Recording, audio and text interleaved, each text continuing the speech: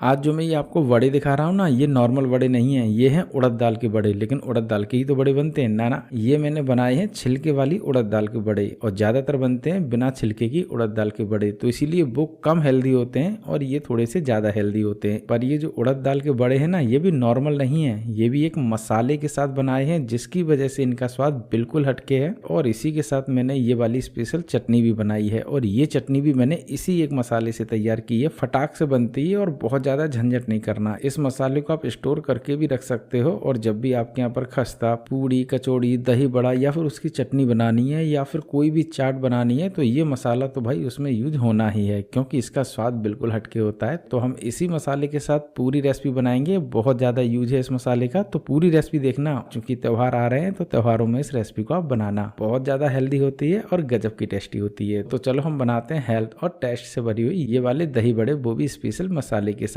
जब भी ट्राई करना तो अपना फीडबैक देना, और रेसिपी पसंद आए तो इसे लाइक, शेयर, सब्सक्राइब जरूर करना। चलो तो इसे बना लेते हैं। इसके लिए मैंने यहाँ पर 500 ग्राम जितनी उड़द की दाल ली है, और ये जो उड़द की दाल है ना, ये छिलके वाली है। इसी से ये काफी हेल्दी भी बनते हैं और टेस्टी भी बनते हैं। तो मैंने धुली हुई उड़द की दाल नहीं ली है, इसी उड़द की दाल का यूज करेंगे। अब इस उड़द की दाल को एक बड़े से बर्तन में निकाल लेंगे और इसमें साफ पानी डाल के 1-2 बार इसे धुल लेंगे। तो अच्छी तरीके से रगड़ रगड़ के इसको हमें वॉश कर लेना है। अब इसका जितना भी एक्स्ट्रा पानी है वो निकाल देंगे, और इसमें एक बार फिर से साफ पानी डालेंगे। पानी की क्वांटिटी थोड़ी सी बढ़ा के रखेंगे। अब इसको हम ऐसे ही छोड़ देंगे, कम से कम 8 से 9 घंटे, या फिर पूरी रात भी छोड़ सकते हैं। लगभग 9 घंटे हो चुके हैं और दाल भी बढ़िया तरीके से फूल चुकी है। तो अब इस दाल में थोड़ा सा पानी और डालेंगे और इसको हल्के हाथों से रगड़ेंगे। इससे जो इसके अंदर के हल्के फुल्के छिलके हैं वो छूट जाएंगे। तो निकालने के लिए सबसे पहले हम इसको उठाएंगे और इसका पानी सीधा दूसरे बर्तन में निकाल लेंगे। इससे काफी हद तक जो छिलके हैं वो कम हो जाएंगे, लेकिन पूरी तरीके से भी छिलके नहीं हटाएंगे, वरना फिर हेल्दी कैसे रहेगी। तो इसीलिए हल्के फुल्के छिलके निकाल लेंगे। अब इसको एक छलनी में निकाल लेंगे और 15 मिनट के लिए ऐसे ही छोड़ देंगे, ताकि जो एक्स्ट्रा पानी है वो निकल सके और जो दाल है वो गीली ना हो। तभी जो दही बड़े हैं वो टेस्टी बनेंगे, और जो इसे सेंकते समय है ना, कढ़ाई में चिपकेंगे नहीं और तेल भी कम पिएंगे। तो इसीलिए इसमें जितना भी एक्स्ट्रा पानी है उसे निकालना बहुत जरूरी होता है, वरना ये गीली गीली हो जाएगी।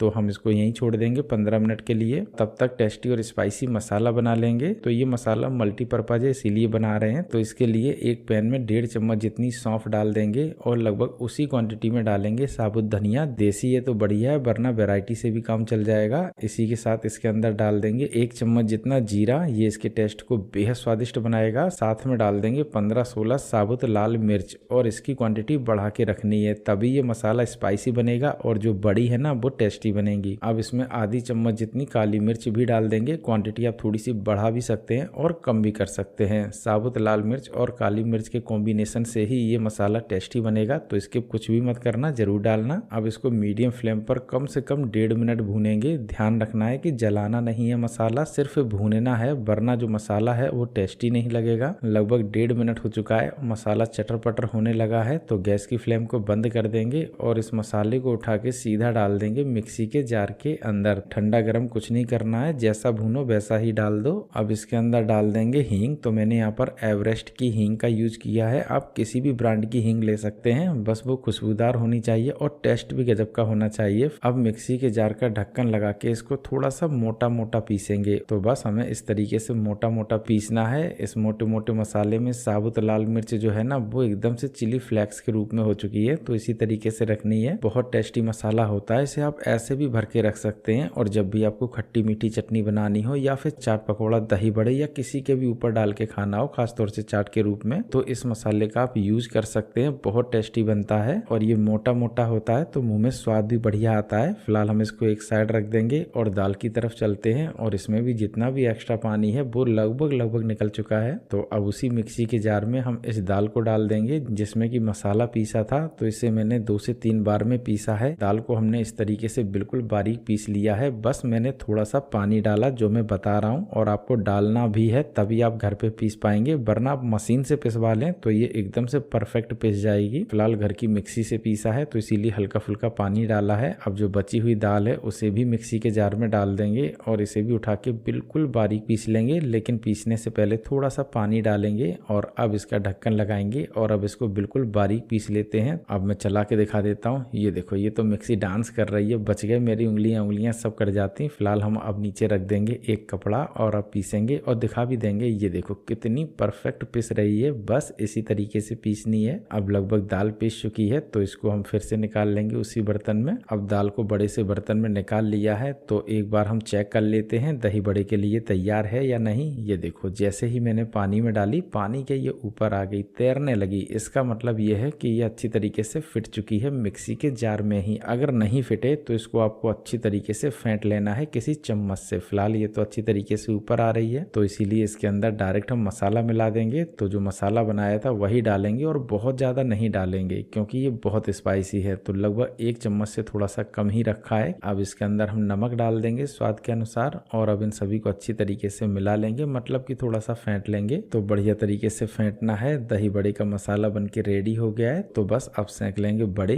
तो इसके लिए सबसे पहले एक बड़े से बर्तन में पानी डाल देंगे, वो भी साफ आरओ वाला हो या फिर नॉर्मल, अगर आप जो भी पीते हो, लेकिन साफ सुथरा पानी होना चाहिए। अब इसके अंदर डाल देंगे हींग। तो मैंने एवरेस्ट की हींग ली है, आप किसी भी ब्रांड की ले सकते हैं, जो भी आपकी मर्जी हो। इसी के साथ इसके अंदर नमक डाल देंगे और अब इन सभी को अच्छी तरीके से मिला लेंगे। नमक का पानी हो गया है रेडी तो इसको यहीं पर छोड़ देंगे और अब लेंगे यहाँ पर हम दही। तो मैंने यहाँ पर अमूल मस्ती दही लिया है, आप किसी भी ब्रांड का ले सकते हैं। फिलहाल मुझे ये वाला टेस्टी लगता है तो इसीलिए मैंने ये वाला दही लिया है। वैसे आप लोग कमेंट करके बताओ कि आपका फेवरेट दही अमूल का है या किसी और ब्रांड का, कमेंट करके जरूर बताना। फिलहाल दही हम एक बड़े से बर्तन में निकाल लेंगे। तो लगभग मैंने यहाँ पर 400 ग्राम जितना दही लिया है। तो पूरी दाल के हम दही बड़े नहीं बना रहे हैं, आधी दाल का ही यूज कर रहे हैं तो इसीलिए 400 ग्राम जितना दही लिया है। अब इसको हम फेंटेंगे। अच्छा, इस विस्क से फेंटने पर क्या होता है कि जो दही है ना उसकी सारी गुठलियां खत्म हो जाती हैं और मिक्सी के जार की जरूरत कभी नहीं पड़ती। मैं तो कभी नहीं फेंटता हूँ, सीधा इसी से फेंट लेता हूँ। फिर चाहे लस्सी बनाना हो या फिर दही बड़े या फिर किसी भी चीज के लिए। अब इसमें पानी डालेंगे। तो लगभग पानी मैंने 300 ml जितना डाला है, मतलब कि दही 400 ग्राम और 300 ग्राम जितना पानी। तो क्वांटिटी इतनी आपको रखनी है। अभी आपको लग रहा होगा कि दही पतला हो गया, ना ना, दही एकदम से गाढ़ा होगा जब दही बड़े इसके अंदर जाएंगे, क्योंकि वो इसके पानी को एब्जॉर्ब करेंगे और दही ऑटोमेटिक गाढ़ा हो जाएगा। और जब फ्रिज में रखा जाएगा